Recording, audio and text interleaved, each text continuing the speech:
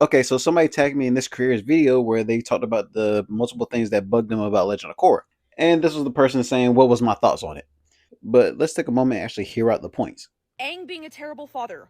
What? This bugs me so bad. The fact that they're full-blown adults and Aang is dead and they're still beefing about it. Which, when you read in the comics, you find out real quick how false that is in regards to Aang and Katara being bad parents. Which that also irritated me severely in Legend of Korra, which I always criticize the writing because that simply wasn't true. Accusations! These are not accusations. This is false accusations. Because multiple times in the comics, whenever Aang would get out of line, Katara would, calm him down and be his rock.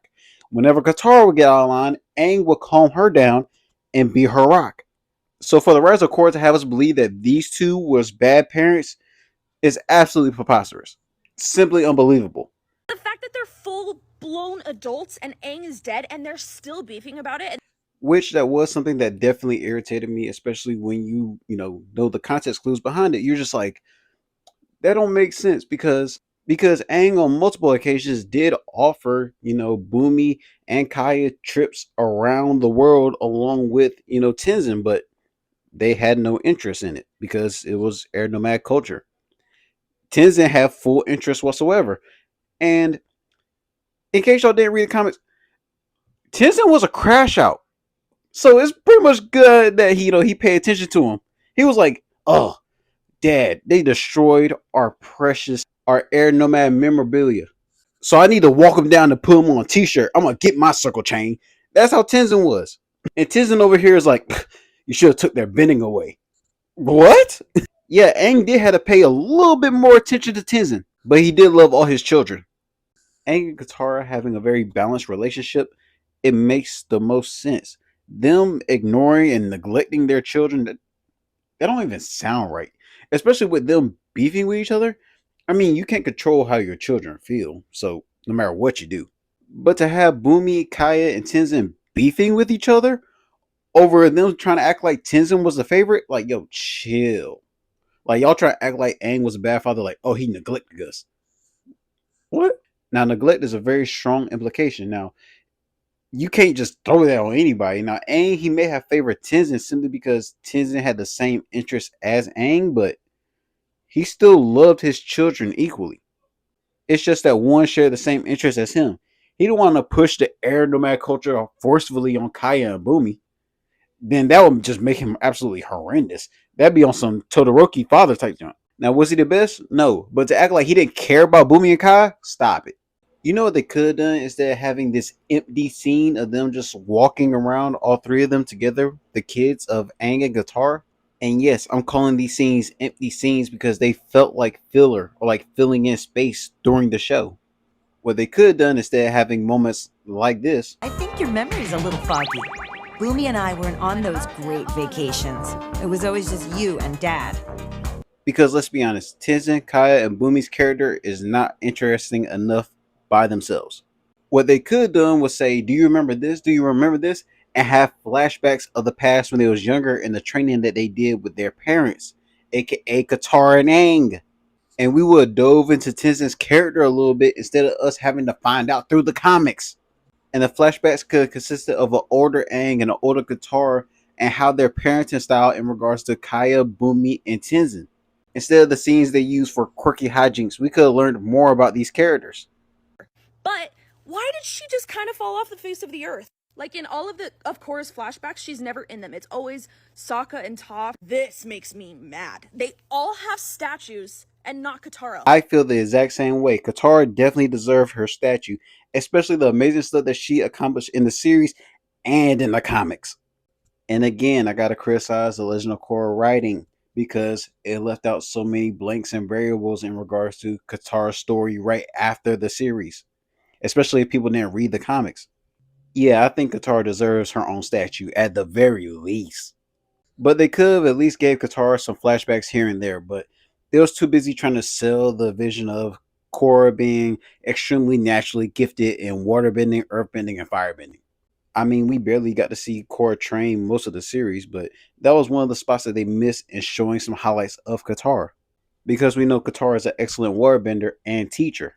It's so crazy to me. Why am I seeing so many people comment saying that Qatar doesn't deserve a statue? Yes, she does. Like, what are we talking about? Like, where is this Katara hate coming from? Like, where? Where is it? Is it because she yelled at Aang? Is that it? Like, what's with the Katara hate? Like, nobody letting that go? Oh wait, is it because of what she said to Sokka? Sokka forgave her. Let it go. Why do y'all hate Katara so bad? If Katara doesn't heal Aang season 2, this happens. That's it. No season 3. That's a wrap. And people need to read the comics. A lot of situations, Katara was the mediator. She was the voice of reason, like usual. That was the turning point for a lot of decisions, especially when Aang was stuck in his ways sometimes. She was also a crucial part in bringing the nations together. But y'all hate her so bad, like, nah, she can't get a statue. They had made it a little bit more clear as to why they were changing it so much, because these guys being the original benders was a very big plot point in Avatar: The Last Airbender. And they're talking about the original benders, that whole narrative being changed to just the lion turtles giving out bending. And you're just like, hmm. The original benders usually played, a big plot point in the original series of Avatar: The Last Airbender, and it just got switched on its head in Legend of Korra. I mean, it does kind of make sense the lion turtles giving that ability out, but it's kind of like how I said in a previous video, where it's like it strips that mystery of the spirit world. It strips the mystery of benders and bending and stuff like that. Now, me personally, I just wish they instead said the Lion Turtles gave the bending to these 4 original benders, and then man learned it from them, like how Yue said in season 1.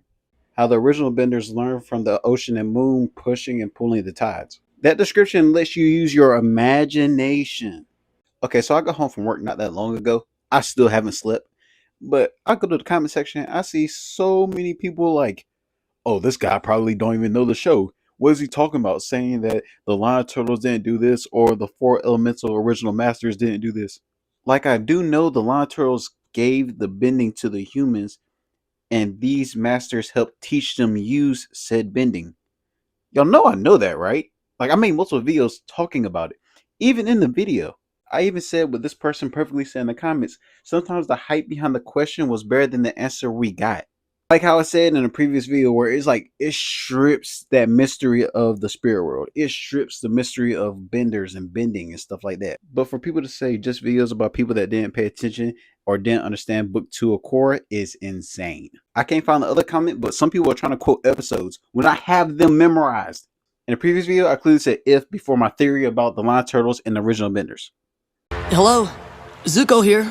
And if you like that video, make sure you like, comment, and subscribe. And also let me know what you think the next video should be based off of. Because like I say at the end of all my videos, I read every comment and I make sure that y'all are heard. Because I'm trying to get to 50K by the end of the year, I would love to have your support and hear more about your ideas. I hope you're able to apply these words in your everyday life. And Lily, thanks for watching. Oh, and a reminder, drink water. Perfection and power are overrated. I think you are very wise to choose happiness and love.